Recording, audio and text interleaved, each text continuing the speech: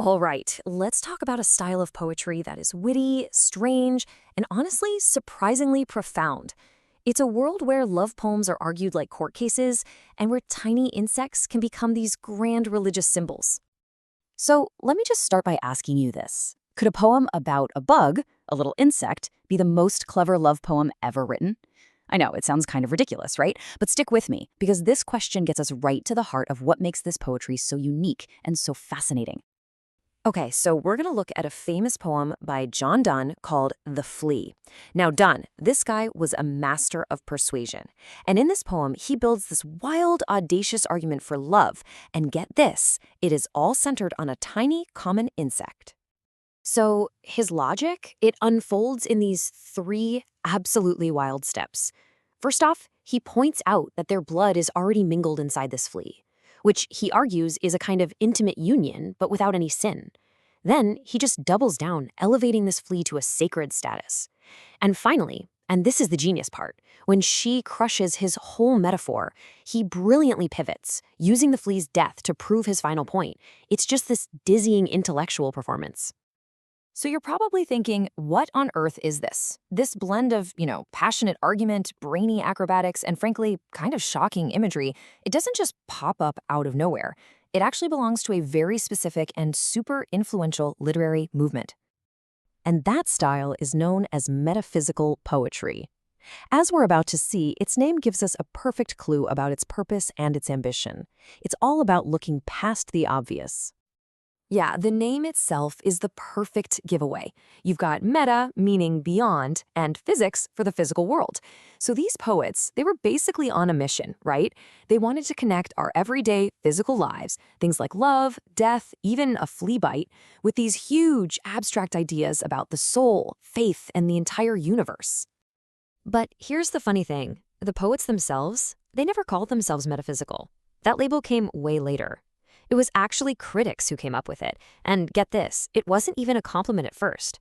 They were just trying to describe this bizarre new style that was mixing complex thought with really intense emotion. So how'd they do it? What was in their toolkit that allowed them to build these poems that are somehow both so logical and so passionate at the exact same time? Well, first up, their poetry was highly intellectual. I mean, instead of just saying, I love you, a metaphysical poet builds a logical case for it. They treat emotion like it's a philosophical problem to be solved, analyzing feelings with the precision of a lawyer or a scientist. Just take this line from The Flea. When Donne says, their two bloods mingled be, he's not just talking about a bug bite. He's taking a simple biological fact, the mingling of blood, and using it to build a complex argument for physical union. That is a perfect example of emotion being filtered through the intellect. And this brings us to their second tool, which is really the hallmark of the whole style, strange imagery and what are called conceits. A conceit is just a startling, elaborate metaphor. It connects two things that seem to have nothing in common, and it forces you, the reader, to see the world in a totally new way. And Donne just keeps going with it. Listen to this. This flea is you and I, and this our marriage bed, and marriage temple is. Just like that, a grotesque little insect is transformed into a sacred romantic space. This startling comparison, this conceit, it's designed to make you stop and reconsider the very nature of intimacy and sacredness. Their third big tool? Paradox. A paradox is basically a statement that seems to contradict itself, but if you think about it for a second, it actually contains a deeper truth. And these poets use them all the time to challenge conventional thinking. This is a perfect paradox. The death of one tiny, insignificant creature is somehow inflated into a triple murder and a sacrilegious act. It's a totally absurd claim that serves a deeper purpose, to make his beloved hesitate.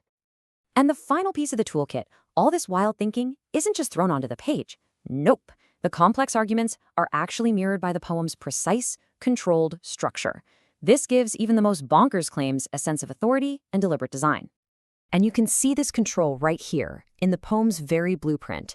It's built in 3 perfectly balanced 9-line stanzas. Check out the rhyme scheme on the slide. It ends with 3 rhyming lines in a row, like a final decisive hammer blow to his argument. The strict form makes his wild claims sound deliberate and authoritative. The container is just as clever as the content. Now, while John Donne is often seen as the father of the movement, He was definitely not a solo act. He was part of a whole group of brilliant innovators. So alongside Donne, you had poets like George Herbert, who took this intellectual style and turned it inward, using it to wrestle with his faith in poems that were literally shaped like altars or wings. And then there was Andrew Marvell, who used the exact same witty logic to argue for seizing the day, carpe diem, in his famous poem To His Quae Mistress. So, fair question, why should we care about this strange 400-year-old style of poetry today? What can it possibly teach us now?